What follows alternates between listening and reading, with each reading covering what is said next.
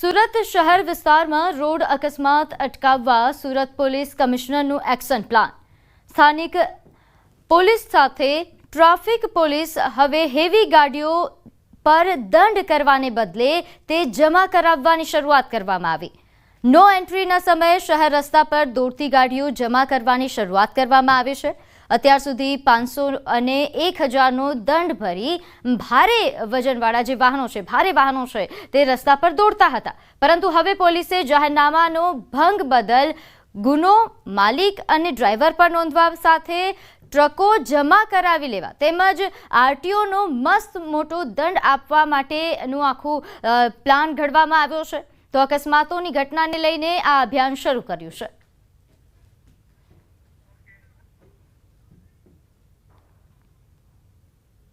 સુરત શહેરમાં રોડ અકસ્માતમાં અનેક લોકોના જીવ જતા હોય છે. ખાસ કરીને નો એન્ટ્રીના સમયે ભારે વાહનો શહેરી વિસ્તારોમાં ફરતા હોય છે અને યમરાજની જેમ અકસ્માત કરતા હોય છે, જેને લઈને સુરત પોલીસે આજથી એક અભિયાન શરૂ કર્યું છે કે નો એન્ટ્રી સમયે જે ગાડીઓ શહેરના રસ્તા પર દોડશે તે ગાડીઓને પકડવામાં આવશે. અત્યાર સુધી પકડીને તેને દંડ કરવામાં આવતો હતો, પણ હવે પોલીસે દંડની કાર્યવાહી બંધ કરી ગાડી ડિટેન કરવાની શરૂ કરી. આપણી સાથે ટ્રાફિક એસીપી આપણે સીધા વાત કરીએ. ટંડેલ સાહેબ, અત્યાર સુધી દંડ આપવામાં આવતા હતા, આજથી આ નવો ફોર્મ્યુલો કેમ? સુરત શહેરના પોલીસ કમિશનર શ્રી અનુપમસિંહ ગેહલોત સાહેબે ખાસ સૂચના કરેલી કે જ્યારે પણ પ્રતિબંધિત વિસ્તારમાંથી વાહનો ભારે વ્હીકલ નીકળતા હોય છે અને જેનાથી એક ભયનો માહોલ ઊભો થાય છે અને ગંભીર અકસ્માતો થાય છે અને ફેટલ જેવો બનાવો બને છે. આ વારંવાર થતું હોય, જેથી આવા જે વ્હીકલો જે છે જે પ્રતિબંધિત સમયનો ભંગ કરી જાહેરનામાનો ભંગ કરીને નીકળે છે એવા તમામ વાહનોને અમે ડિટેન કર્યા છે અને એના જો માલિકોની પણ આમાં જો બેદરકારી જણાશે તો એના વિરુદ્ધ પણ કાર્યવાહી કરવા આવશે અને જાહેરનામાનો ભંગ બદલ પણ એના વિરુદ્ધ એફઆઈઆર પણ કરવામાં આવશે. શહેરના રસ્તા પર દોડી ભય ઊભા કરતા ટ્રક ડ્રાઈવરોને નો એન્ટ્રીના સમયે એન્ટ્રી કરવી હવે સુરત શહેરમાં ભારે પડશે. કેમેરામેન જીગર ગુગલ સાથે કીર્તેશ પટેલ, ન્યૂઝ 18 ગુજરાતી, સુરત. ગંભીરા બ્રિજમાં ફસાયેલા ટેન્કરને બહાર કાઢી લેવામાં આવ્યું. 27 દિવસ બાદ ટેન્કર બહાર કાઢવામાં આવ્યું. નોંધ્ય છે કે બ્રિજ દુર્ઘટનામાં ફસાયેલા ટેન્કરને હેમખેમ બહાર કાઢવામાં આવ્યું હતું. 27 દિવસની મહેનત બાદ ફસાયેલા ટેન્કરને બહાર કાઢવામાં સફળતા મળી. ફસાયેલા ટેન્કર માલિકે આણંદ અને વડોદરા કલેક્ટર તંત્રને ટેન્કર બહાર કાઢવા અનેક રજૂઆતો કરી હતી. અંતે આણંદ કલેક્ટરને રાજ્ય સરકારે જવાબદારી સોંપી અને પોરબંદરની મરીન ટીમ તેમજ પોરબંદરની વિશ્વકર્મા કંપનીએ રેગિંગ બલૂન ટેકનોલોજીની મદદથી ટેન્કર બહાર કાઢ્યું.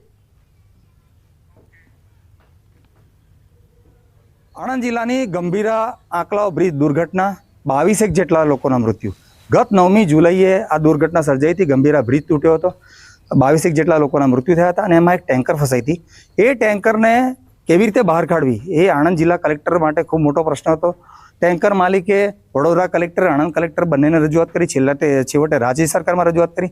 રાજ્ય સરકારે આણંદ કલેક્ટરને જવાબદારી સોંપી અને પોરબંદરની વિશ્વકર્મા કંપની, પોરબંદર મરીન લાઇન્સથી બી મદદ લેવામાં આવી કે ભાઈ કેવી રીતે આ સફળતાપૂર્વક આ ટેન્કરને કોઈ પણ જાતના નુકસાન વગર બહાર કાઢી શકાય. ચોક્કસ હું દ્રશ્યમાં બતાવવા માંગીશ કે આ એક બલૂન છે, ખૂબ લાંબુ, અને બલૂનની આખી એક સિસ્ટમથી આ ટેન્કરને સફળતાપૂર્વક બહાર કાઢવામાં આવી છે.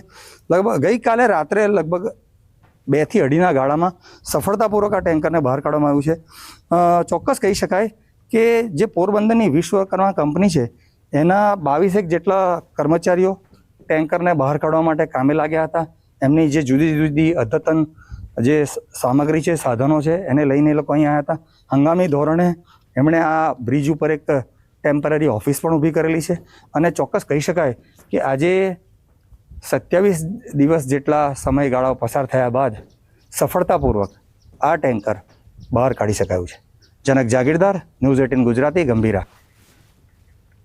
તો ગંભીરા બ્રિજ દુર્ઘટનામાં વધુ એકનું મોત થયું.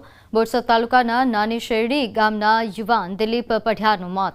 મૃતક દિલીપ બાઇક પર નોકરી જઈ રહ્યો હતો અને બ્રિજ તૂટતા બાઇક સાથે મહીસાગર નદીમાં પટકાયો હતો, જેનું રેસ્ક્યુ કરી સારવાર હેઠળ ખસેડાયો હતો. સારવાર દરમિયાન યુવકનું મોત નીપજ્યું. મૃતક દિલીપ પઢિયારનો મૃતદેહ ગામમાં લવાતા ગામના લોકો હિબકે ચડ્યા. પરિવારજનોમાં શોકનો માહોલ ફેલાયો છે.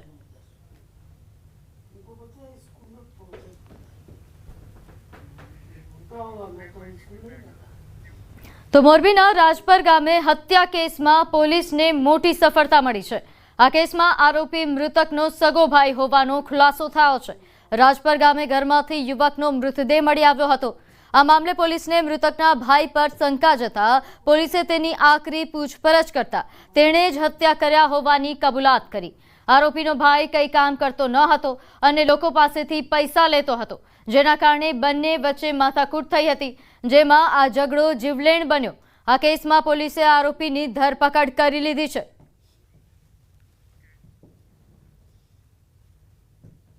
બોલાચાલી પાછળથી મોટું સ્વરૂપ ધારણ કરેલું અને જે આ કામના આરોપી છે, જે મરણ જનારના મોટા ભાઈ થાય છે, તેમણે લાકડાના ધોકા અને છરી વડે નાના ભાઈ અને મરણ જનાર પ્રવીણભાઈ મોહનભાઈ ઉપર હુમલો કરી તેમને છાતી, ડોકના ભાગે તથા પીઠના ભાગે, માથાના ભાગે મરણતુલ ઈજા પહોંચાડી મરણ નિપજાવેલ હતું. આ તરફ અરવલ્લીમાં એક શંકાસ્પદ શખ્સને લોકોએ ઝડપ્યો અને મેથી પાક ચખાડ્યો. મોડાસાના ટિન્ટોઈ ગામે શંકાસ્પદ શખ્સ ઝડપાયો. નાની દીકરીઓ સામે ઇશારા કરતા શખ્સને લોકોએ ઝડપી પાડ્યો. શંકાસ્પદ શખ્સને લોકોએ મેથી પાક ચખાડી પોલીસ હવાલે કર્યો. ઝડપાયેલા શખ્સ પરપ્રાંતીય હોવાનું પોલીસની પૂછપરછમાં સામે આવ્યું.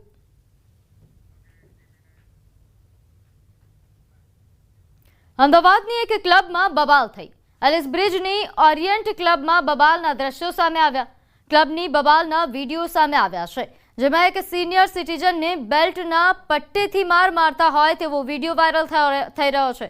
ભદ્રેશ શાહ અને તેના પરિવારની મેમ્બરશિપ રદ થવા મામલે બબાલ થઈ હતી. એલિસ બ્રિજ પોલીસે વધુ તપાસ શરૂ કરી છે. તો ક્લબની બબાલના વિડીયો જે સામે આવ્યા છે, નોંધનીય છે કે અહીં એક બુજુર્ગને બેલ્ટના પટ્ટીથી માર મારવામાં આવ્યો હતો, જેનો વિડીયો વાયરલ થઈ રહ્યો છે. લોકો આ વ્યક્તિ પર ફિટકાર વિરસાવી રહ્યા છે.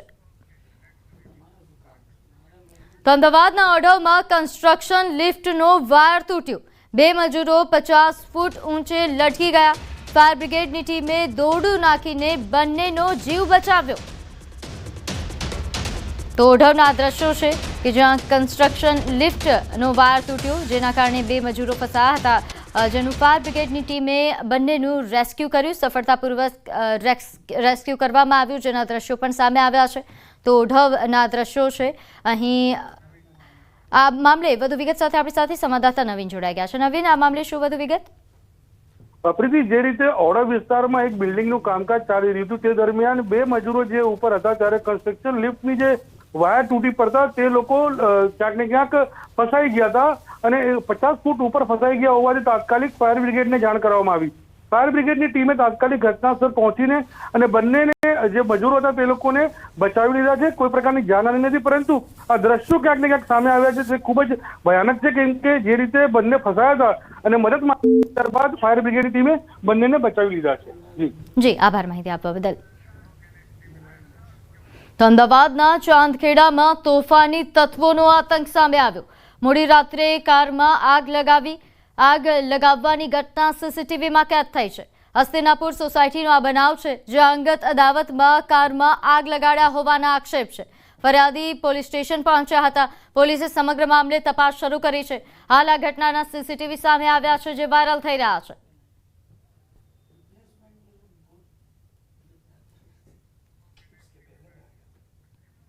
સુરતના લિંબાયતમાં ચોરીની ઘટના બની. ડુભાલ ટેનામેન્ટમાં ચપ્પલ ચોરીની ઘટના સામે આવી છે. ચપ્પલ ચોરી કરતો ચોર સીસીટીવીમાં કેદ થયો. જૂની ચપ્પલ મૂકીને ઘર આગળ મૂકેલી ચપ્પલ પહેરીને જતા શખ્સ જોવા મળ્યા છે. તો ડુભાલ ટેનામેન્ટ નો આ બનાવ છે, જેમાં એક શખ્સ પોતાની જૂની ચપ્પલ મૂકે છે અને ત્યાંથી નવી ચપ્પલ પહેરીને જતો દેખાય છે, જેના સીસીટીવી હાલ ખૂબ વાયરલ પણ થઈ રહ્યા છે. સુરતનો આ બનાવ છે, જ્યાં એક ટેનામેન્ટની બહાર કે જ્યાં ચપ્પલ રાખવામાં આવ્યા છે, ત્યાં ચોરીની આ ઘટના કેદ થઈ. અમદાવાદ પકડાયેલા 5 આતંકીઓ મામલે મોટો ખુલાસો. મહિલા આતંકી સમા પરવીનની તપાસમાં ખુલાસા થવા પામ્યા છે. સમા પરવીને કરેલી સોશિયલ મીડિયા પોસ્ટ સામે આવી. સમાએ પાકિસ્તાન ચીફ અસીમ મુનીરને સંદેશો લખ્યો હતો. ભારત પાકિસ્તાન સંઘર્ષ દરમિયાન પ્રોજેક્ટ ગજવા ઉલ હિન્દ પ્રોજેક્ટ ખિલાફત શરૂ કરવા માટે પોસ્ટ લખી. ભારતમાં ખિલાફત વ્યવસ્થા સ્થાપિત કરવા અંગે ઉલ્લેખ કર્યો છે. ભારતમાં હિંસા માટે ઉશ્કેરણીજનક ભાષણનો પણ ઉલ્લેખ કરવામાં આવ્યો છે. હિન્દુ સમુદાય અને આગેવાનોને નિશાન બનાવવાનો પણ પોસ્ટમાં ઉલ્લેખ થઈ રહ્યો છે. લાહોરની લાલ મસ્જિદના ઇમામ અબ્દુલ અઝીઝના બયાનનો પણ ઉલ્લેખ કરવામાં આવ્યો હતો. જેને મામલે વધુ વિગત સાથે આપણી સાથે સંવાદદાતા નવીન જોડાઈ ગયા છે. નવીન, શું વધુ વિગત? જે રીતે વાત સામે આવી રહી છે કે જે 5 આતંકીઓ પકડાયા હતા, જે AQIS ના, તેમની પૂછપરછમાં જે મુખ્ય આરોપી સમા પરવીન, તેની જે સોશિયલ મીડિયાના જેની તપાસ કરતા અનેક વિડીયો જે મળી આવ્યા છે, જે દેશ વિરોધી છે અને ખૂબ જ ખતરનાક હોવાની સામે આવી રહ્યું છે. તેની સાથોસાથ તપાસ સામે આવ્યું છે કે જે સમા પરવીન છે તે ક્યાંક ને ક્યાંક સોશિયલ મીડિયા પર તેને ભારત પાકિસ્તાન સંઘર્ષ દરમિયાન પ્રોજેક્ટ ગજવા ઉલ હિન્દ પ્રોજેક્ટ ખિલાફત શરૂ કરવા પોસ્ટ લખી હતી અને તેને સમા પરવીને જે પાકિસ્તાનના ચીફ છે અસીમ મુનીરને પણ એક સંદેશ લખ્યો હતો. તો આ પ્રકારની દેશ વિરોધી ગતિવિધિમાં તેનું સંડોવણી છે એ સ્પષ્ટ દેખાઈ આવે છે અને એટી આ તમામ વસ્તુને પુરાવા તરીકે એકત્રિત કરવાની કામગીરી છે તે પણ કરી રહી છે. પ્રીતિ, જી આભાર માહિતી આપવા બદલ. શુક્રવારે ગુજરાતમાં ભાજપની મહત્વની બેઠક ગાંધીનગર કમલમ ખાતે બેઠક મળશે. CR પાટીલના અધ્યક્ષતામાં આ બેઠકનું આયોજન કરવામાં આવશે.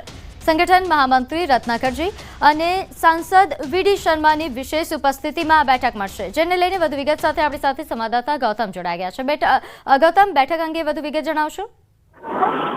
જી બિલકુલ, ભારતીય જનતા પાર્ટીની શુક્રવારે એક મહત્વની બેઠક મળવા જઈ રહી છે. કમલમ ખાતે જે પ્રદેશ કાર્યાલય ભારતીય જનતા પાર્ટીનું છે ત્યાં બેઠક મળવાની છે અને બેઠક પ્રદેશ પ્રમુખ CR પાટીલના અધ્યક્ષસ્થાને મળવાની છે. જો કે તેમાં સંગઠન મહામંત્રી રત્નાકરજી અને સાંસદ VD શર્માની વિશેષ ઉપસ્થિતિમાં આ બેઠક જે છે તે મળવાની છે. તેમાં તમામ ધારાસભ્યો, સંસદ સભ્યોને હાજર રહેવા માટેનું પરવાનગી છે તે પણ કરવામાં આવ્યું છે. મહત્વનું સાથે એ છે કે બેઠક જે છે તે તિરંગા યાત્રાના આયોજન અંગે મળવાની હોય તે પ્રકારની વાત સામે આવી રહી છે, કારણ કે રાજ્યભરની અંદર ભારતીય જનતા પાર્ટી વિધાનસભા વાઇઝ તિરંગા યાત્રાનું આયોજન કરવા જઈ રહ્યું છે અને આયોજન માટે થઈ અને વિશેષ આ બેઠક જે છે તે યોજાશે તે પ્રકારના એંધાણ અત્યારે તો વર્તાઈ રહ્યા છે. જી આભાર માહિતી આપવા બદલ.